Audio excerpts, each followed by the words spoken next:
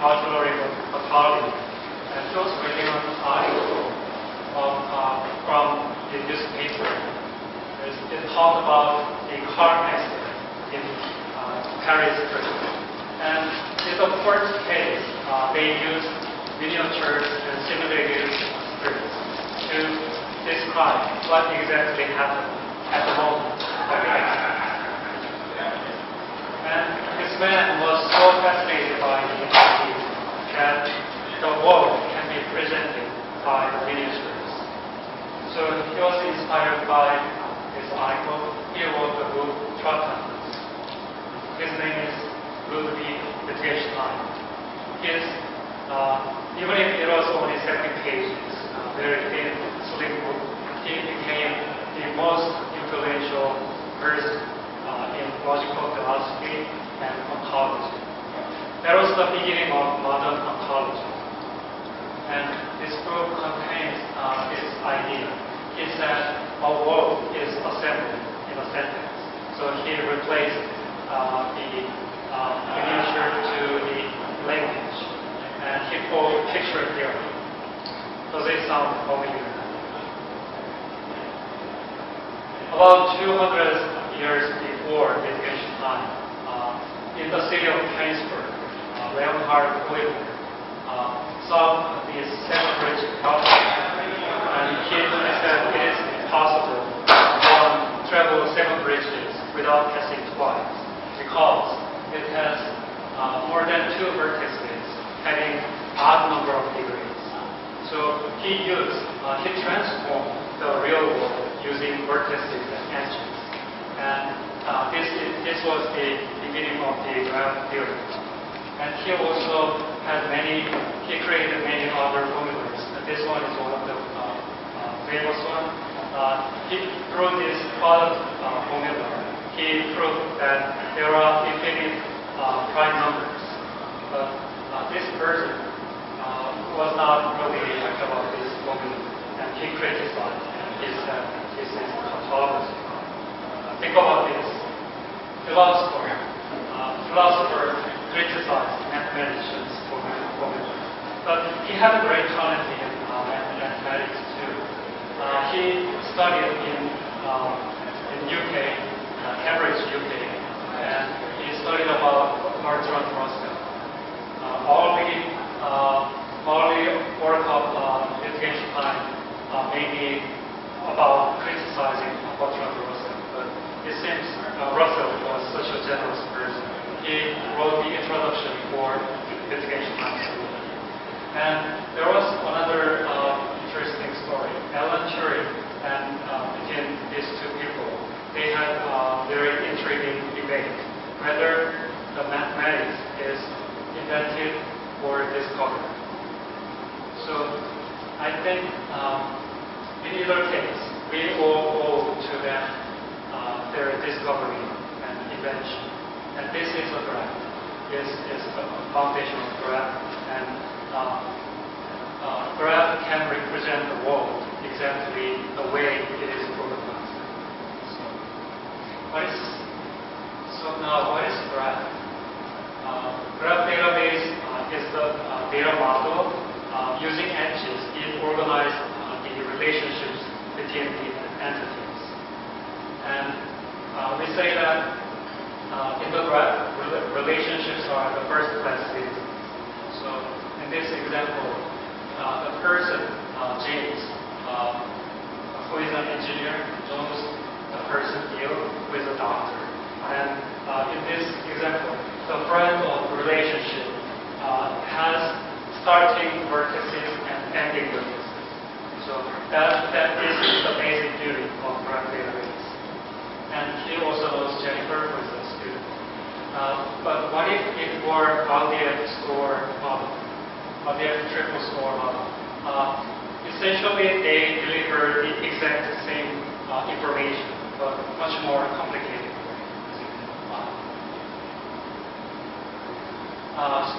Let's go over a few benefits of having graph database. Graph database delivers not only text but also content, because it explicitly defines the relationship between the edges, vertices. So let's take a look at this table. These are the characters from the movie of Avengers.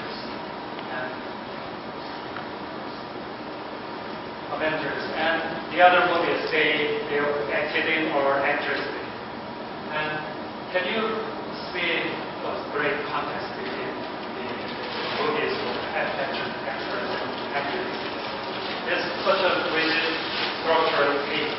So, but if you convert this to graph, so the idea is getting the movies from the who was in the Avengers and getting the movies, and we wanted to select all the actors or actresses who have been in the movie at least 20 times. And we excluded non-commercial movie. We wanted to focus on only scientific fiction. So this is the query is about. And when you run this, suddenly this shows dynamic relationships between the characters and movies. And this is one of the interesting parts of a heavy graph database. To return the same result, SQL takes much longer code compared to Cypher. We use the Cypher language for the graph. And the query is about getting the parent and children relationship in a given data set in any data. So it can be child of child of child. Right? So using SQL, it takes recursive query, of course, right? But in graph database, that parent relationship and that pattern is regarded as a one. And you can also specify how many depths you want to traverse. So this is the concise of the graph database. Also, we call it human readable. Anybody who has SQL knowledge will understand what that query will exactly return. And in terms of execution time, in using relational database, when there are many depths of friends relationship, it has to have a joint table to match the friend relationship. So when you traverse, the question is friends of Elisa. So when you traverse, it has to go back and forth, original table and joint table. But in graph database, you can traverse along the vertices through the edges. That is the difference, and then the difference is very tangible. Up to 4 depth degree, there are more than 1,000 times difference. And then relational database doesn't even return the 5th depth degree result. And the last but not the least is graph database has schema flexible. So in this example, Jason, who works for Bitnine as an engineer, is living in the city of Sunnyvale. Sunnyvale belongs to the state of California. But let's imagine one organization decides to have something granular level than state, which is common. But if you use relational database, it takes modification of existing table. Right? You need to implement foreign keys. Right? In other words, that's post. Right? But using graph database, you can create a counter label and create connection to the existing vertices, which ensures much more agile environment. And let's go over a little bit high level of graph modeling. Since most of the data in this world is designed as a relational model, we want to see how we can convert relational database to graph. So when you see this is something very typical looking simplified, but essentially it shows the idea. There are users, and users make bookings, right? And then between bookings and passengers is many-to-many relationship. So we need a joint table. Right? And booking has journey, and journey has flight information. That's this. And when we convert, is something standard rule. There are many exceptions. Depends on what questions, what problems you want to solve. So basically, the idea is, okay, let me go over with this foreign keys. You remove foreign keys because in graph database you have edges, right? You can remove that. And all the tables become labels. So in this case, vertex labels. And primary keys in that table behaves as a unique property ID. And join table, I mentioned many-to-many relationship. And join table disappear, and then it becomes the edges. So let me show you. And in join table, those foreign key become the property of the edges. So it becomes something like this. It's very simplified, easy to develop, and so let's go back to previous slides. So we are removing those many-to-many relationship using edges. So can you see the difference? So in the future session, we'll have very detailed explanation. And here's hybrid query. We combine relational data and graph data in one solution. So logically, they are modeled in graph and relational, but in physically, they are stored in one storage.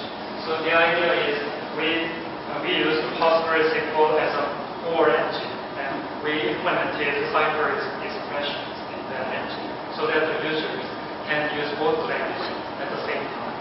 So I usually say that our product is bilingual.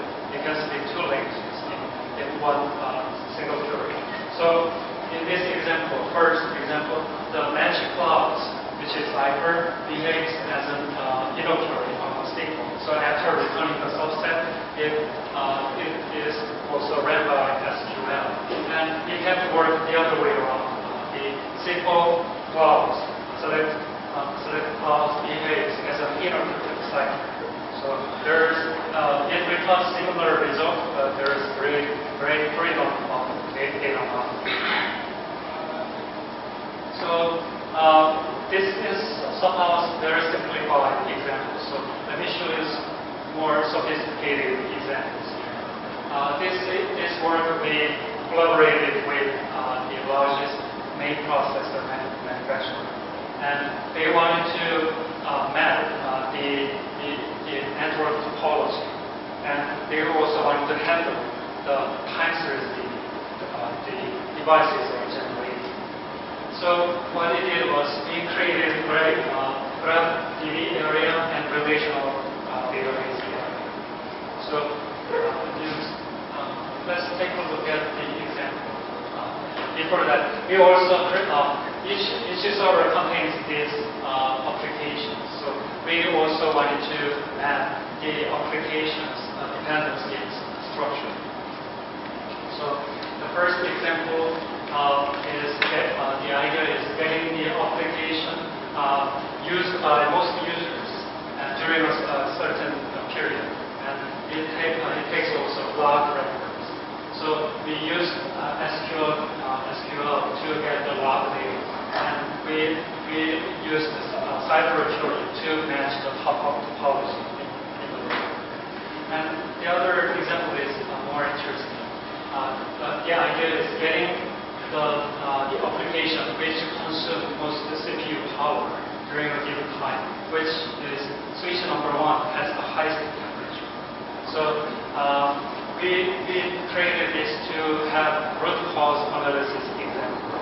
So through this, we could find the abnormal or network failure preemptively. Here are a few use cases currently we are working on. We have a smart factory solution through Bitnine and master data management. And we also have asset management. This is, we are currently working with the largest Korean public sector. And they wanted to find this network failure pattern because they noticed that there are certain patterns.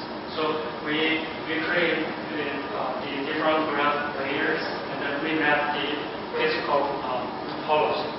And through this, we could get insight and then we could make preemptive remedy for those. So after this, what we will do is we will have LCA, the lowest common ancestor algorithm. So through that algorithm, we will detect the root cause points.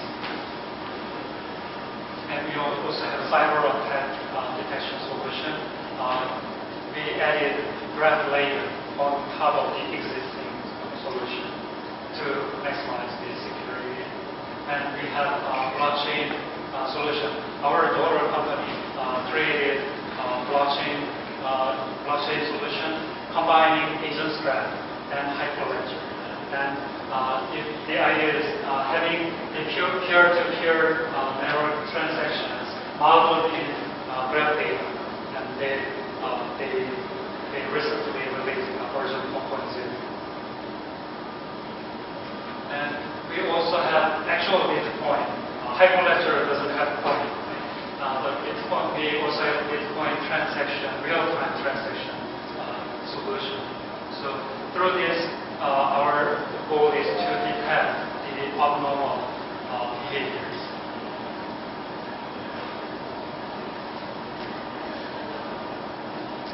So let me go over performance part very quickly.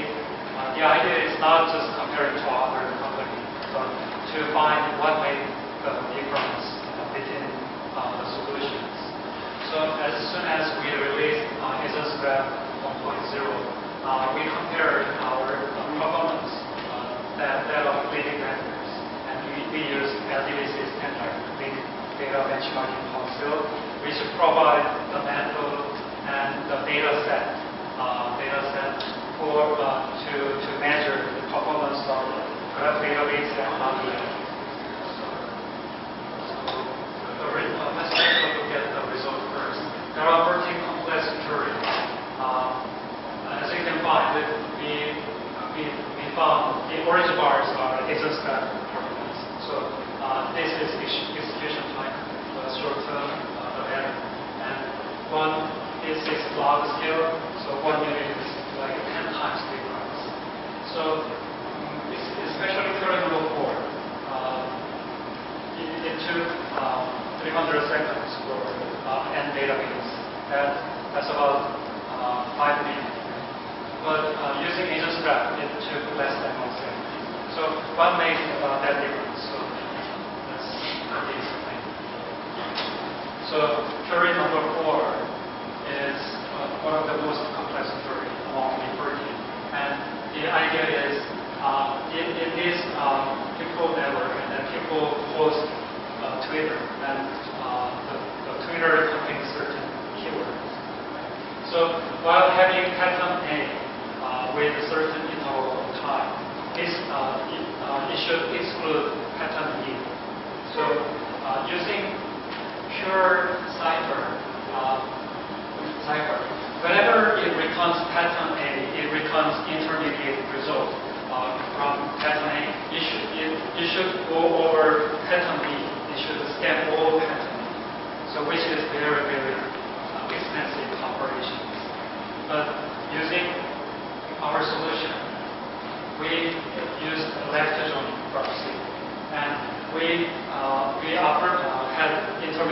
result independent. So pattern A, and then we return pattern B separately, and then we merge the results. So that makes the difference here. So in conclusion, what we found was the more complex the data set, the faster this is going to happen. So now is the time to introduce United Nations. But unfortunately, the person is not available. He is traveling in India, and he doesn't have a really great, stable connection. So the thing is, I could record his presentation early this morning. So let me cut this on. It'll be about 15 minutes, and then after that, I'll do that. Hi, my name is Gaurav Singhal, and I am the lead data scientist at the United Nations World Food Program Vulnerability Analysis and Mapping Unit. It's a mouthful. Today I'm here to describe how we're using AgensGraph to revolutionize the world of food security analysis. Now, before I begin, I would like to step back and just describe who we are for a moment. The World Food Program is the world's largest humanitarian organization, assisting people all around the world in amongst the most vulnerable and difficult situations that you can imagine in times of war, floods, hurricanes, earthquakes, fires. We are amongst the first responders providing life-saving humanitarian and medical assistance. Our little unit, the Vulnerability Analysis and Mapping Unit, or VAM, as we'd like to call it, is a group of 200 food security analysts based in over 70 countries, some of which are amongst the most inhospitable, like Somalia, South Sudan, Yemen. And we are the eyes and ears of our organization. So our goal is to understand what is the level of food insecurity that exists in a particular place, as in what are their needs, why people may be experiencing the things that they're experiencing, provide that in a very timely manner, make sure it is of the utmost credibility, the utmost external validity that we can provide, and do it in the most cost-efficient manner possible. And so our aspiration is not only that we are the one-stop shop technical unit that provides all the analytical needs for WFP, the preeminent unit for the whole humanitarian community when it comes to food insecurity. We want to be able to understand all the linkages amongst the various actors in the system, minimize duplication of work that exists amongst these actors, right? And create synergies so we can all work together and deliver assistance to the people on the ground. And so how do we do that, right? So our analysis falls along several veins. The first, and that's starting from the left-hand side, is focusing on macro indicators, right? Economic analysis of imports, exports, food production, prices. We often use that and combine that with other analyses. So we use thematic kind of reports, describing the food system in a particular economy. We often combine that with satellite data, right, and do geospatial analysis. So we can use that satellite data to understand how our supply chain's working, how our fields are yielding crops, how a particular place has perhaps been devastated by a flood or earthquake or some sort of natural hazard. We can also use this to understand population movements and how urbanization is changing the landscape. But the real workhorse of what we do is kind of on the right-hand side. So that is assessments. We go into a particular place after a shock has happened, or actually even periodically, and do our best to really understand what's going on within the household by doing surveys, by actually going and doing interviews, face-to-face or over the phone, with not only households, but with people who trade, like traders, market traders, large purchasers of stock, or even the very end petty traders that are at a stall selling food, along with government officials. And we use this to then build a very comprehensive overview of how food comes from the ground, to areas where it's processed and where it's refined, or to people that are selling it, and eventually into the bowls of humans And then when a shock happens, we go in. That's actually when our work is most important. So, some sort of natural hazard occurs, and we then go try to assess like how has the food system been impacted. And in particular, I just want to stress what we're most concerned about are the most vulnerable households in the community and how they're able to manage their diet. Are they able to lead a healthy and nutritious life? So we ask a lot of questions, right? We care about a lot of different things, right? So we need to, of course, understand who is food insecure, where they're located, why their food insecurity may be occurring. Is it a natural hazard? Is it war? And then the biggest thing, though, is we also have to understand like the causes, the levers, right? Why is it happening? How can we actually help them, right? And it's not is a very unintuitive thing oftentimes because the levers are usually never direct. Why a person may be food insecure because maybe the food in a particular place in their market is expensive. It's not the expense of the food that is the issue, but we have to understand why is the food expensive and what can be done to mitigate that. So, as you can imagine, we have a lot of very diverse data, and this creates a very big problem when it comes to managing it. Because as you can imagine, with everything I've just mentioned, food security and nutrition is very complicated. We're not, ultimately what we are concerned about is do individuals have the ability to lead a healthy life? And there are many drivers of that, right? There's the environmental factor. So, we have to understand what soil is like, what's the geography like, what can they grow, what can they export, what can they import. We have to understand the economic base that exists over there, right? What is the livelihoods that people are able to obtain? We have to understand the supply chains and how food is processed and refined and eventually brought to market. We have to understand a lot about consumer behavior. When do they go to buy what? Where do they go to buy what? How do they even understand what foods to eat? What foods to provide to babies? What foods to provide to young children? What foods to provide to young lactating women? And then, of course, a huge amount of information we need to understand about the diet, right? Like, what are the foods that they're eating, the frequency of the foods, what is the diversity of the foods on the plate, and the safety, right? Are they, for example, boiling milk before they consume it? If they don't, this can cause actually very severe nutrition loss due to diarrhea and other kinds of problems. And then that's just kind of on the input side. We also have to understand outcomes, right? How, for example, are children, do they have healthy weight? How tall are they? Are they stunted? Are mothers also, of a healthy weight? Are they able to produce adequate milk? We need to understand are there other kind of things like childhood blindness, which often occurs to vitamin A deficiency. So understanding the drivers and the outcomes comprises a massive amount of data. And the main workhorse in order to collect this data are surveys and structured household population surveys. Now, what I mean by that is something very specific, and it's not usually, I think, what most people think about when they think of surveys. These surveys are highly structured. They're very carefully designed to minimize bias and to maximize representativity, given all the sampling constraints that we have. For example, we may have mobile-based surveys, so we'll call people up by mobile phones to ask them about the foods that they're eating and maybe shocks that they've faced or particular habits of their food consumption patterns. But these mobile surveys are, of course, highly prone to different kinds of biases, right? Because not everyone has a mobile phone. Perhaps women usually are more likely to talk on the phone, but men are more likely to own a phone. So we have to account for all these various different factors. If you do a face-to-face survey, and these surveys are actually quite extensive and enormous, you're often limited by just the sheer cost of going to a particular place. You can only do so many rural communities or very hard to reach communities because you just do not have infinite budget. So you have to very carefully design these to minimize bias. And we in VAM and WFP do this hundreds of times every year. We do assessments in over 50 different countries.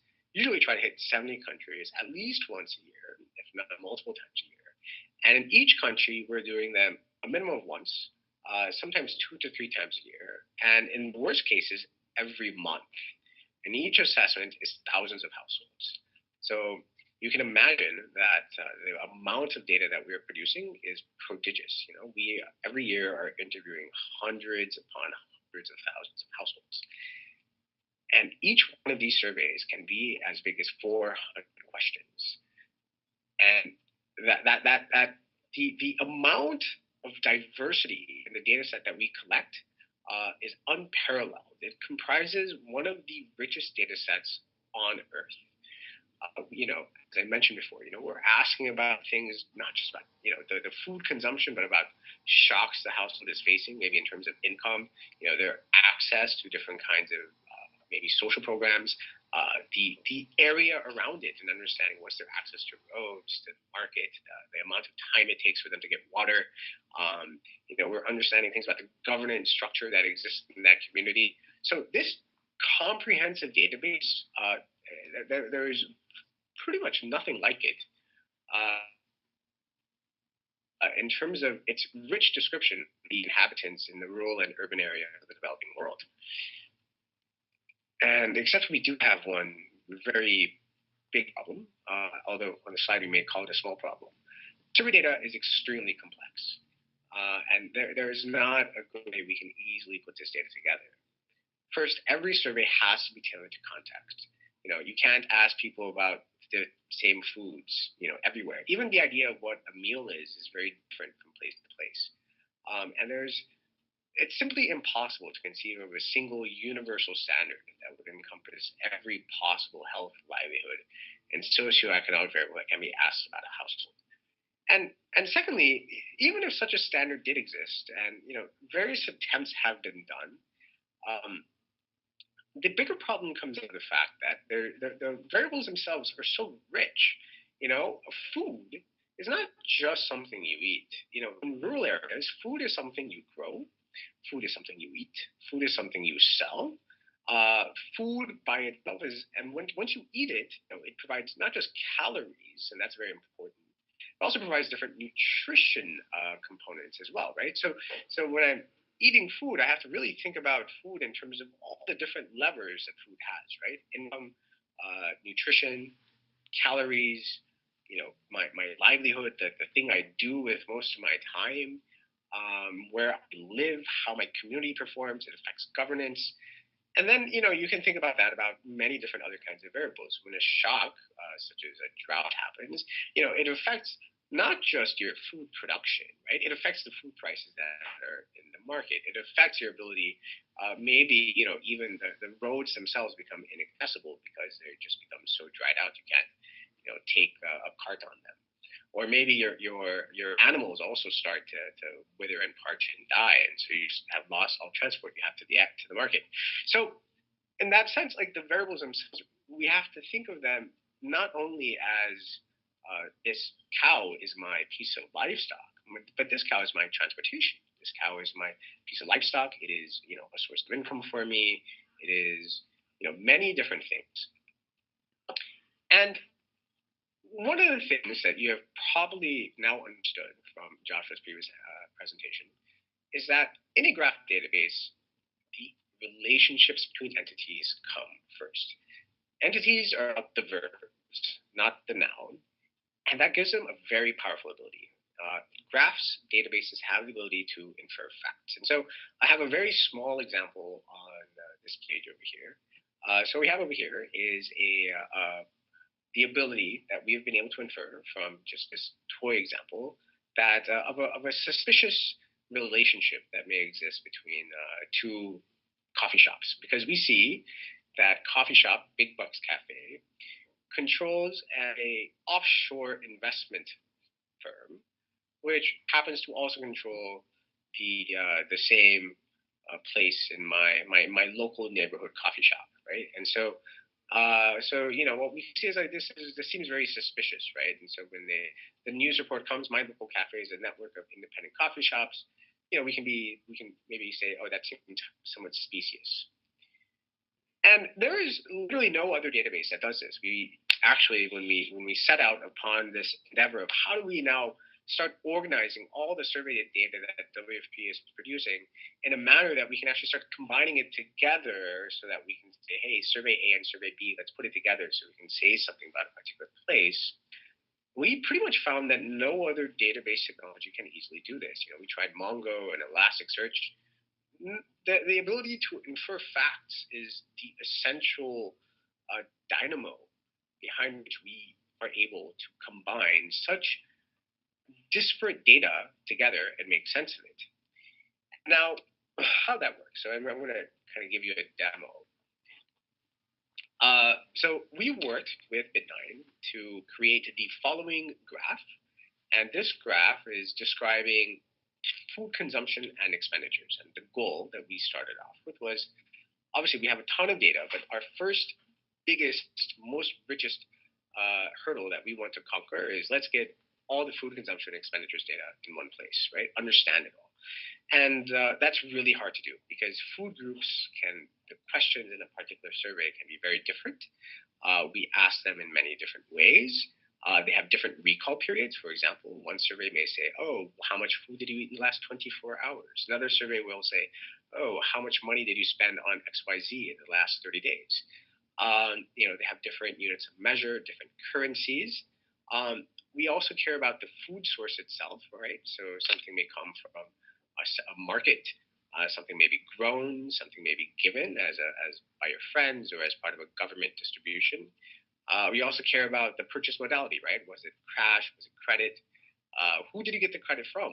Was the credit given by the store itself, and they expect cash, or in kind, where you're going to return the favor of your food by, I don't know, performing some kind of labor. And then, the top half of this is describing the rich relationships that exist just amongst food. So I want to just zero in on proteins, because proteins are this very interesting one, because proteins are a macro food group. I'm pretty sure every one of us has looked at the back of a package and looked at how much proteins that exist over there. But it's not just a macro food group, right? It's one of the very essential nutritious food groups that we care about, right? So proteins are, of course, essential for health, but, along with vitamin A and heme iron, incredibly necessary for the development of a child. And without it, the brain does not develop properly. Blindness can occur. Many different like pathologies emerge as a result of protein deficiency. And of course, what are proteins? And proteins can come from many different sources as well, right? So what we have over here is now the ability to kind of break down foods along multiple dimensions. So I'm able to, by setting this up and when I ingest the data, when I ask about proteins, I can disaggregate it by not only like the different kinds of proteins that exist, insects and eggs and fish and meat and so on and so forth, but I can also say, hey, you know what? I want to have all nutritious food groups and drill down into the various nutritious food groups. Or say, hey, I have all these macro food groups I really care about, right? And then I can drill up that way. Or just think about foods in general. Perhaps I'm not making as much sense as I would like, so we're going to go and do a demo in a bit.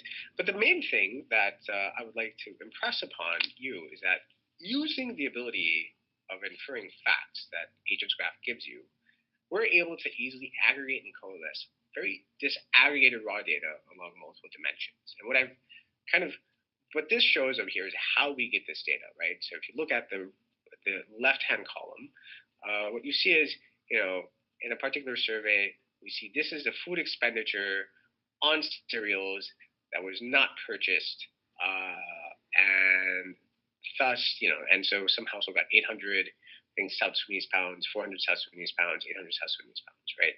If you look at tubers, right, so this is the amount of money the household spent using cash to purchase potatoes or tubers, yams and other kinds of root vegetables. And, we have that listed over here, right? And so, as you can see, this is actually how you get 400 different questions, like we'll go through and detail how the household really spent its food budget. And then, of course, all kinds of very interesting analysis in terms of understanding elasticities due to different kinds of supply levers, like whether it be trade-offs between cereals and potatoes and cash and credit, so on and so forth. But the magic of AgensGraph is that we can very easily aggregate that together. And now let me go and do a small demo, And apologies about my messy desktop over here. So I think this was it. Yes, so this was it. So this was a particular demo that where we have taken in South Sudan, right, looked at proteins, and we're saying, give me what's the amount that people have used to purchase proteins using cash. And by running this query, I was able to, again, all those dimensions of proteins, as you saw in the graph before, we're very easily able to sum it up. And why that's very interesting is because they're recorded in so many different ways, right? Because, for example, proteins can be insects and maybe a bag of crickets or something. Proteins can be, eggs and can be fish, or it can be, they can be grown and they can be purchased and they can be fished out of the river. And we're able to just give it one query and aggregate that up. And it doesn't sound impressive until you realize that tree of what are the different kinds of proteins can really expand to infinity. If I was in Vietnam or Cambodia, they eat fermented fish heads, which is also a kind of protein. And one can easily say, hey, prahok is a type of fish. And when I run this query in Vietnam and South Sudan together, I would still be able to get back the same result. And this is not something that is doable using a traditional relational database. Now, let me describe to you some more very fancy queries. And again, apologies about my kind of haphazard way of doing this. So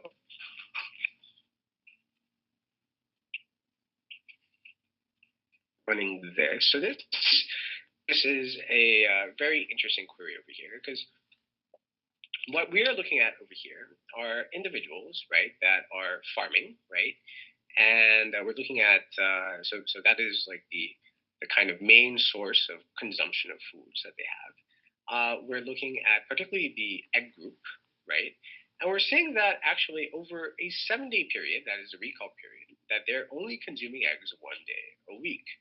And so we can infer from here that these households probably have chickens that they're using to harvest these eggs. And now the question really comes, like, why are they not eating more eggs, right? And so perhaps there's an issue with egg farming, or perhaps there's an issue with the chickens, or perhaps they're selling those eggs for something else. But this is the kind of richness that we're able to get from the queries that we get in AgensGraph. Right? These are complicated questions that we're able to very easily get at without actually having to piece together a lot of data and understand how this data, how A fits into B. We just set up the graph, and then that's it. Let me provide another one over here, right? So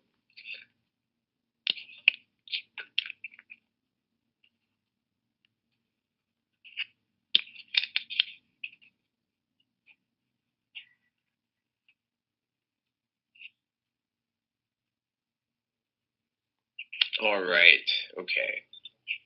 So over here now, we're looking at individuals that are getting heme iron, right, which is a very essential component. So this is the level of free iron in your blood. Without this, you'll become anemic, and you will not be able to, and you will not have any. It's the main oxygen carrier for your red blood cells, and and what we're seeing over here is, who are those individuals that are getting their heme iron, a minimum days of consumption, right? They're only getting 1 day of consumption of heme iron, and they're getting it through meat and fish. And so that this is, and now we're able to, zoom in on these people and perhaps, now take these IDs of these households and try to analyze them. Analyze perhaps the socioeconomic kind of vulnerabilities these households face, or perhaps other patterns in their diet. This is a kind of query that we would get at to actually really understand, okay, of the households that meet this criteria, what are the major sources of heme iron for them? Another query which I really like is this one over here.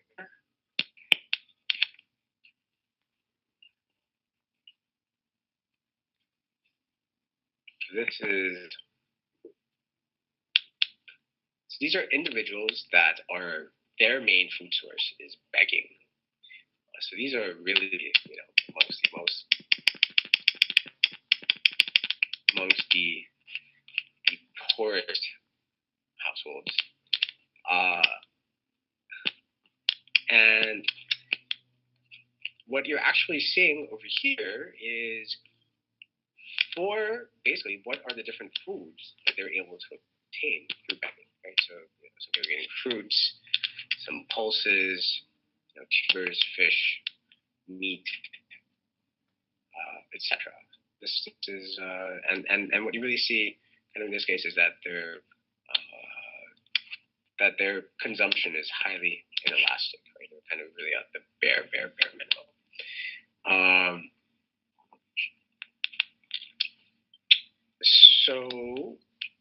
And this kind of what's in these purple things is the consumption days that they're able to obtain from these activities. Okay, finally, let's talk about this one. This I think is a favorite of both Joshua and mine. This is a really good one for WFP because one of the biggest interventions that we give to people is to just give cash, right? It's not particularly sexy, but it is absolutely life-saving. And what we're actually seeing over here is, so we're looking at vitamin A, we're looking at sugars, we're looking at how many people are consuming sugars 7 days a week, and consuming vitamin A only 1 day a week, right? And they're getting cash, right? So they're getting cash from WFP. And so these are kind of households that are using that cash largely. And what we also see over here are the different things that they're purchasing that provide vitamin A, like dark green leafy vegetables, eggs, and vitamin A. And then what we also see is like these households are, using their cash to buy sugars versus vitamin A. They're getting lots of sugars and not a lot of vitamin A. So they don't have perhaps the healthiest dietary habits. And this would be a great example of something that WFP would then use to perhaps do some kind of messaging or perhaps do some sort of behavioral modification in terms of maybe a voucher where, they would say like, okay, we're going to reduce the amount of cash we give, but, maybe have a voucher that allow you to purchase, healthy vegetables from the market.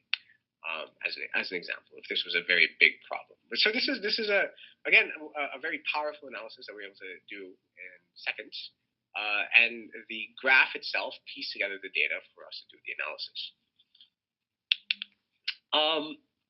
So on that note, I would like to conclude my presentation. And I'd like to give many thanks to Joshua and the people at Bitnine for having me here to share this with you. And if you would like to reach me and have any questions, my name is Gaurav Singhal, spelled GAURAV.SINGHAL @WFP.org. And thank you so much. And I think I'll be around for any questions. Cheers. Bye. Okay. Currently, we have PostgresSQL 10.3 emerged. Basically, AgensGraph contains complete PostgresSQL 10. It's a fork project. It's not an extension.